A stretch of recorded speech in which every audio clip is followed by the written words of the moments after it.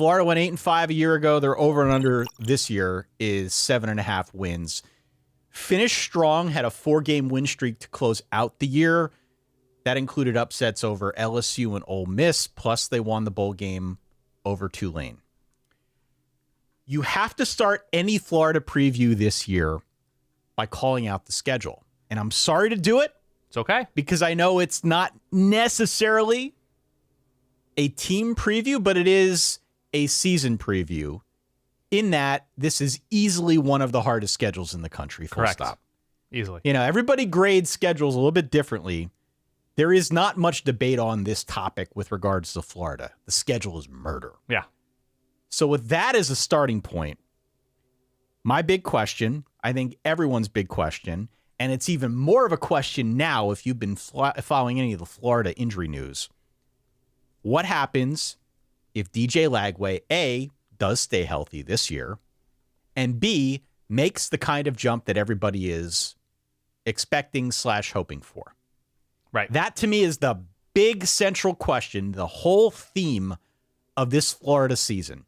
And it does revolve around DJ Lagway now. We can talk about the health concerns, and all that. But that in and of itself, I think, is where you have to start this conversation. That's, by the way, on the Florida broadcast in Barcelona. The health concerns. Yeah. The health, yeah. Continue. No, I wanted to start there. So it's like, it's a really good situation at Florida. Yeah. I think we're finally starting to see the payoff after a few really hard years for Billy Napier, but good recruiting. Yeah. This roster is like 80% homegrown guys. I talked to Gator Dave from Gators Breakdown about this a few months ago. It's amazing how finding your guy in DJ Lagway can change the narrative around a program. And it's clear that he's been one of the big selling points in the recruiting game, getting some of these stars to come and play in Gainesville. So the upside with him is evident. Yes. 6-0 last season in games that he both started and finished. There was one that he started but didn't finish, and they lost that one. I think that was the Georgia game. Throws a great deep ball, maybe the highest ceiling of any quarterback in college football right now, but he's young. He's young. Just a freshman. Bill Connolly, I talked a little bit about what Bill said in part 1, but based on what Bill was seeing in the numbers, on the tape, a lot of what Lagway needs to clean up is common freshman stuff. We're talking about processing. We're talking about just like accuracy in spots, knowing when to make the right move outside the pocket, things like that. I saw our friends over at PFF talked about some struggles that Lagway had against drop coverage. These are all things that can be fixed, but only if he stays healthy. Correct. Only if he stays healthy. Last year it was a hamstring and a shoulder. He missed spring camp because of sort of a ambiguous arm thing. Mm-hmm. Recently, he picked up another knock that does not seem to be all that serious, but it's just, you don't want to keep hearing about these things with your star quarterback, right? So he's obviously the headliner. I think, again, this is where the conversation needs to begin with the Florida Gators. If you're listening to this, you already know about DJ Lagway, but I just need to reemphasize it. It really is all revolving around this guy. I agree and disagree, just because there are questions elsewhere that will affect DJ Lagway, right? So it's wide receiver health and depth. And they played a ton of guys everywhere last year. They were, I think Bill C said, one of the unluckiest teams in terms of roster consistency, right? That they were playing so many different dudes because of injury. Highlighted, of course, that DJ Lagway was probably thrown into the mix a little bit too early given Graham Mertz's injury status. You're right that DJ Lagway should absolutely take a step forward, provided offensive line continuing to improve, wide receiver health, running game continues to be pretty good. They didn't do anything excellently last year. They are elite in terms of what they could potentially do well, but they haven't shown that specifically yet. And ahead of this schedule, by the way, the last 5 games I looked at it looks really bad now. In 2022, it would have been the craziest 5-game stretch in America. I'm very high on DJ Lagway. I'm very high on him because of when a quarterback shows immediate comfort and confidence as a true freshman. They were one of the best teams. If there was anything that they did extraordinarily well last year, they did generate a ton of explosive plays. They were kind of boom or bust, but they boomed a lot. And so I'm excited about more of that. That's going to require wide receiver health. You know, the tantalizing true freshman Dallas Wilson just went down, I think, with an unspecified leg injury of some kind. Hopefully that's quick turnaround for him. I haven't seen an official report, so hopefully he's back soon. Couple weeks. Yeah, looks like a couple weeks, but it's not just him. I mean, Trey Wilson. Missed a ton last year, yeah. Trey Wilson was out, yeah, but he's been dealing with some injury stuff now in camp. Aiden Mizell nicked up as well at time of recording. So, yeah, it's his jump forward is definitely contingent on them having health out wide. I think they have a lot of good options. Yeah. I mean, it's not just those names that we mentioned. J. Michael Sturdivant comes down from UCLA. I think he has an impact. Vernell Brown III, one of their prize recruits. Dallas Wilson, just to go back to him for a second, I think he has potential to be an absolute superstar. Yeah. I am thrilled to see what he can do in this Florida offense. How long it takes for him to get up to full speed, I guess that remains to be seen. But it's whatever your starting point is this. DJ Lagway, a quarterback that everybody agrees is going to be the dude, and a line that brings back 4 starters led by a guy like Jake Slaughter at center. Mm-hmm. That is a really, really good starting point with your offense. If they are now in this position of having to put the pieces around the star quarterback, you'd almost always rather have that situation than trying to figure out who your quarterback is. Yeah. Right? You have all the other pieces, but you don't have the guy. They've got Lagway. I think they're surrounding him with a really good supporting cast. They need to stay healthy, but it's all there.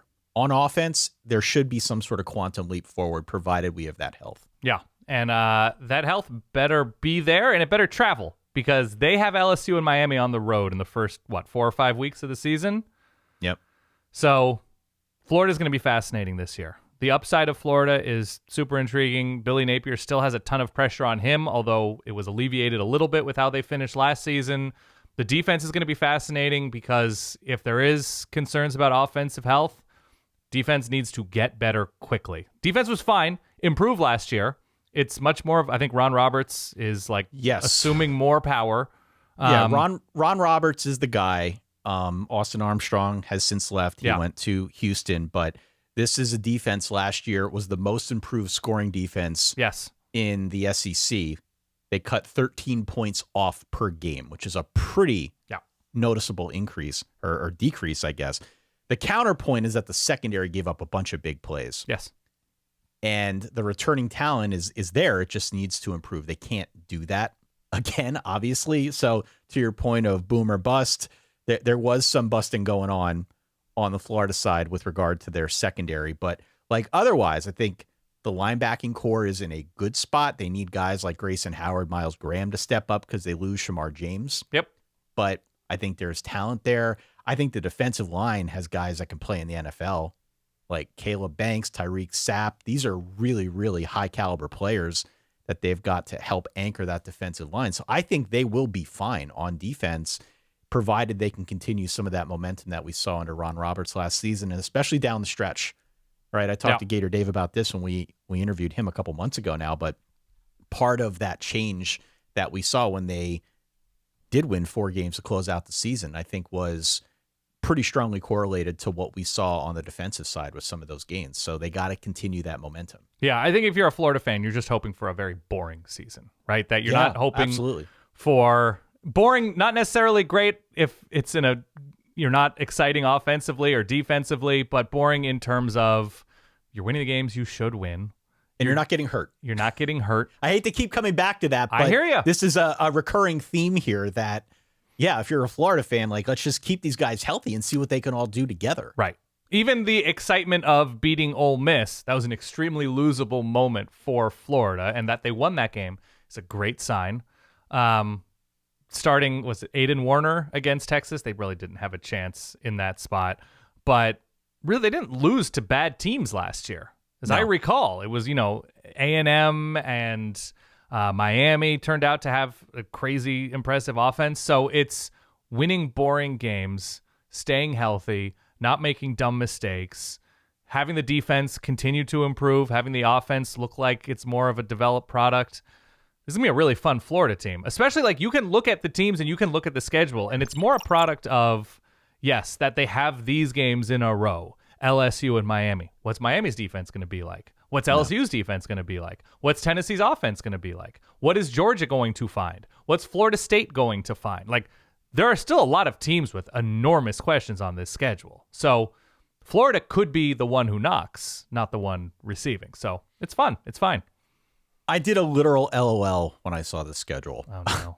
LOL. Just to highlight this again. You can say I laughed. You don't have to say LOL. I'm trying to You're not texting me right now. I'm trying to be Gen Z. I know. We've got it's so obvious that you just fit in with the youth. Yeah. Younger listeners on this show. Don't be sus, Ty. We got a comment about that, by the way. That's great. At LSU, at Miami to close out September before a bye week. Then it's Texas, at Texas A&M, Mississippi State, and another bye. Yeah. Close out the year, the last 5 games, to your earlier point. Georgia in Jacksonville, Georgia coming off a bye, Florida coming off a bye. At Kentucky, at Ole Miss, home against Tennessee, home against Florida State. All teams with huge questions. Huge questions. Maybe outside of Georgia, but yeah. But that is a lot of ammo to close out this season. So if Florida can continue what they did last year, finishing the year strong, more to the point of running hard through the tape, that would be quite a gauntlet to go through to close out this thing in November. And don't forget, I don't know Florida if they can do State it again, but Florida State won nearly 3 games last year. So there's that. As I said, the over-under is 7.5. I'm inclined to go over with Florida. You know what? I will too. Just because bad luck isn't necessarily consistent all of the time. And so maybe the universe breaks them even. I tend to go over. I think this is 8, maybe 9 if everything goes great. Yeah. And everybody stays healthy. Yep. I'm with you.